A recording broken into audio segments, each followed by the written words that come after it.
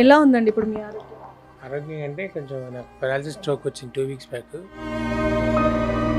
ఇవన్నీ ఏంటండి? అసలు ఏం జరిగింది మీ కాళ్ళకి ఇదంతా? ఇదేదో సమ్ స్కిన్ ఇన్ఫెక్షన్ అండి.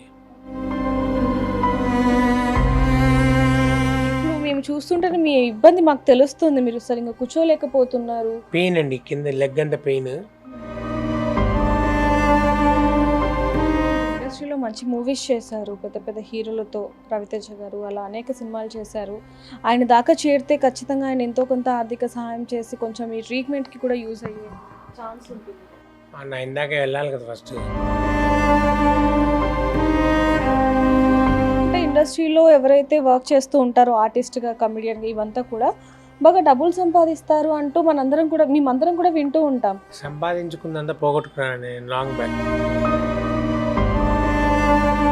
సమ్ బిజినెస్లో పెట్టి పోగొట్టుకున్నాను. 'వెంకి' సినిమాతో అనేక మంది నటులు మంచి కమెడియన్‌గా పేరు తెచ్చుకున్నారని చెప్పొచ్చు. అందులో ఒకరే రామచంద్ర గారు.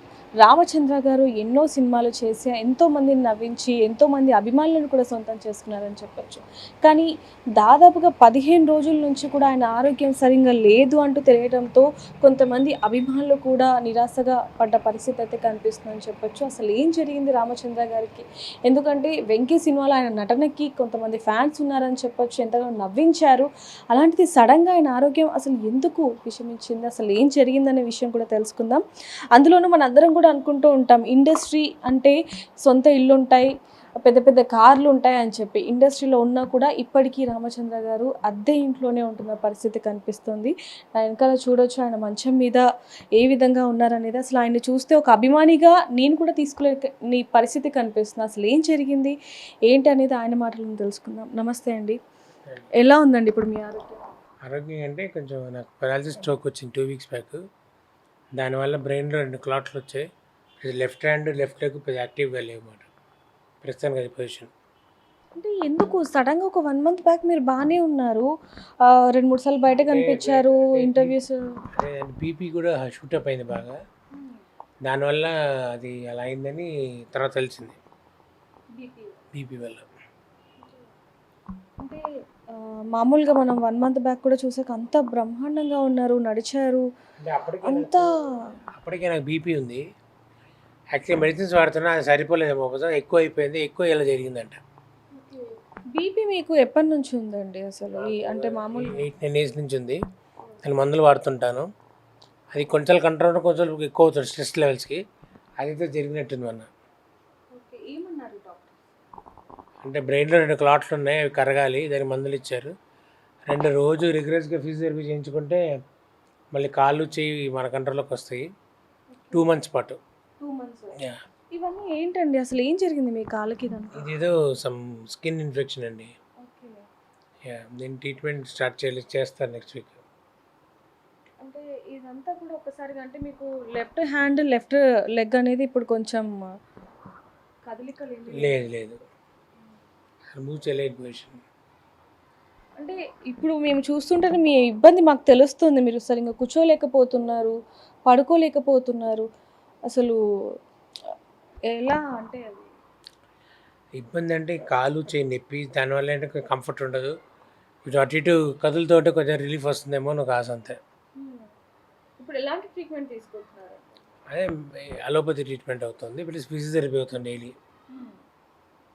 అంటే మామూలుగా ఇప్పుడు మీకు ఈ ఆరోగ్య పరిస్థితి ఇలా ఉండి 15 రోజులకు పైనే అవుతుంది.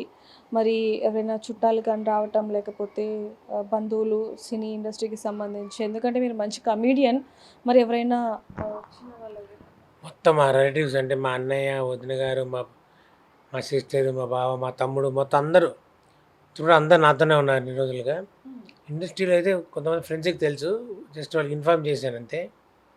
వాళ్ళు ఫోన్ చేసి మాట్లాడుతున్నారు ఎలా ఉంది ఏంటి అని. అంటే రోజుకి ఎంత ఖర్చు అవుతుందండి ట్రీట్మెంట్ కానీ, నెలకి కానీ, వారానికి కానీ? అలా ఏం లేదండి, అంటే ఫిజియోథెరపీకి రోజుకి 1000 రూపాయలు అవుతుంది దగ్గర దగ్గర. అది అంటే మీరు ఇండస్ట్రీలో మంచి మూవీస్ చేశారు. పెద్ద పెద్ద హీరోలతో 'రవితేజ' గారు అలా అనేక సినిమాలు చేశారు. ఆయన దాకా చేరితే ఖచ్చితంగా ఆయన ఎంతో కొంత ఆర్థిక సహాయం చేసి కొంచెం ఈ ట్రీట్మెంట్‌కి కూడా యూజ్ అయ్యే ఛాన్స్ ఉంటుంది కదా. నా ఇందాకే వెళ్ళాలి కదా ఫస్ట్. అంటే పర్టికులర్గా వెళ్ళాలి అని నేనే అనుకొని ఎవరికి చెప్పలేదు. చూద్దాం, వెళ్ళినప్పుడు చూద్దాం ఏమవుతుందో. మీ అభిమానులు కూడా చాలా మంది నిరాశపడుతున్న పరిస్థితి కనిపిస్తుంది. ఎందుకంటే గతంలో కూడా చూసాం కొంతమంది ఆర్టిస్టులు ఇదవ్వటం, అంతలోనే మీ ఆరోగ్య పరిస్థితి ఇలా అవ్వటం చాలామంది అభిమానులు కూడా జీర్ణించుకోలేకపోతున్నారు. సో వాళ్ళకేం చెప్తారు మీ అభిమానులు? ఒకటే ఏంటంటే I surely make a comeback, recover అవుతాను, వాళ్ళు సినిమాలు చేస్తాను, అందరినీ అలరిస్తాను, అదే ఫిక్స్, అదే confirm. I'm very confident about it.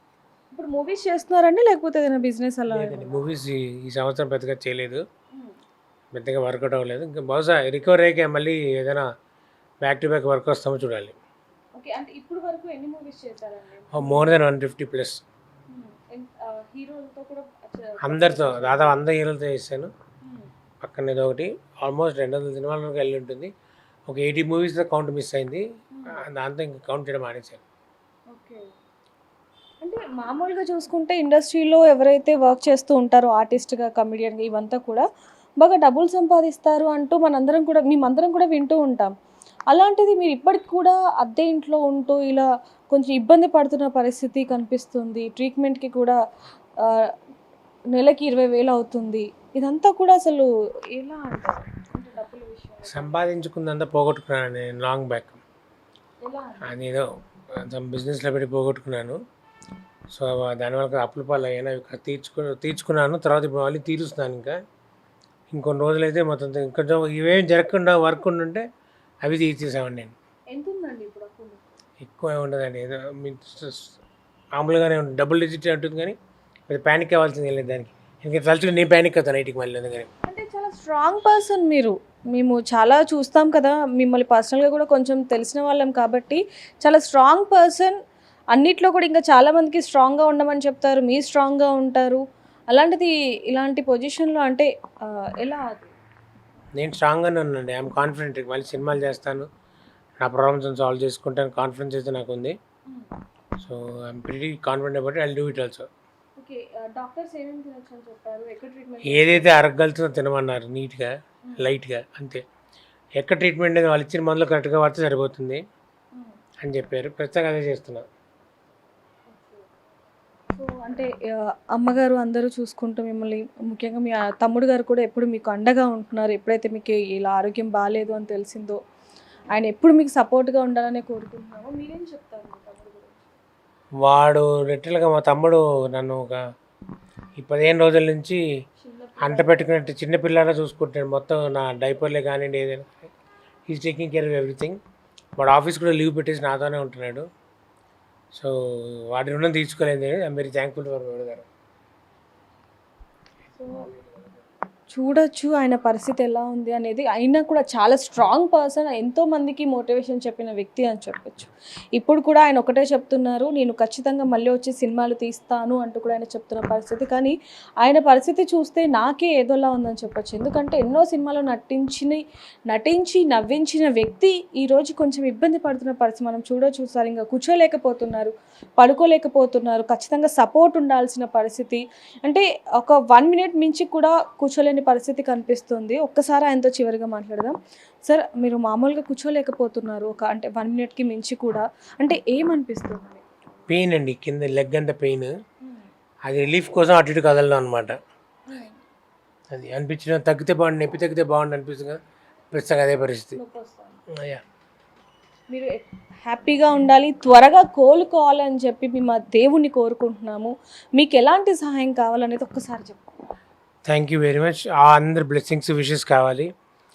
సహాయం అంటే ఎవరికి తోచినంత సహాయం చేస్తే నాకు అది బాగా బ్లెస్సింగ్ ఇన్ డిస్గైజ్ అవుతుంది. అది నీకు అదొక్కటి చెప్పగలుగుతాను అంతే. సో చూడొచ్చు, ఖచ్చితంగా మన కమెడియన్ని మనం అందరం కూడా జాగ్రత్తగా చూసుకోవాలి. కాబట్టి ఖచ్చితంగా ఎవరైనా సరే వాళ్ళకి తోచినంత, కింద కనిపిస్తున్న నెంబర్కి అయితే మీకు తోచినంత అయితే వేయండి. ఆయన ఎంత ఇబ్బంది పడుతున్నారంటే అసలు చూడలేని పరిస్థితి కనిపిస్తుంది. ఒకసారి చూడొచ్చు మనం, ఆయన సరిగ్గా కూర్చోలేకపోతున్నారు. అంటే ఒక్క 1 మినిట్ కూడా ఒక కాలు మీద కొంచెం వెయిట్ వేసి కూర్చోలేని పరిస్థితి. ఆ పెయిన్ ఆయన కళ్ళల్లో, ఆయన ముఖంలో మనకు కనిపిస్తూనే ఉంది. ఎంతోమందిని నవ్వించిన ఒక కమెడియన్, ఒక యాక్టర్ చాలా మందికి కూడా హెల్ప్ కూడా చేస్తూ ఉంటారు అనేది కూడా మనకు తెలియడం జరిగింది. చాలా మందికి ఇండస్ట్రీలో కూడా హెల్ప్ చేయడం జరిగింది. అంటే మనం అందరం అనుకునేది నిజమే. కొంచెం మూవీస్ చేసిన వాళ్ళ దగ్గర అంటే ఎవరైతే ఇండస్ట్రీలో ఉంటూ ఉంటారో వాళ్ళ దగ్గర కొంచెం డబ్బు ఉంటుంది. కానీ సార్ కూడా చెప్పింది ఒకటే, అంటే మేము కొంచెం బిజినెస్ పరంగా లాస్ అయ్యాను, లేకపోతే నేను కూడా మంచిగా ఉండేవాడిని. అంతలోనే ఇప్పుడు బిజినెస్ లాస్ ఒకటే అండ్ అలాగే ఆయన ఆరోగ్యం కూడా కొంచెం క్షీణించడం అనేది చాలా బాధాకరం అని చెప్పొచ్చు. త్వరగా కోలుకోవాలని చెప్పి కూడా మనం బిగ్ టీవీ తరపున కోరుకుందాం. మరిన్ని వార్తల కోసం చూస్తూనే ఉండండి బిగ్ టీవీ. కెమెరామెన్ పరశురామ్తో రిపోర్టర్ దేవిక, హైదరాబాద్.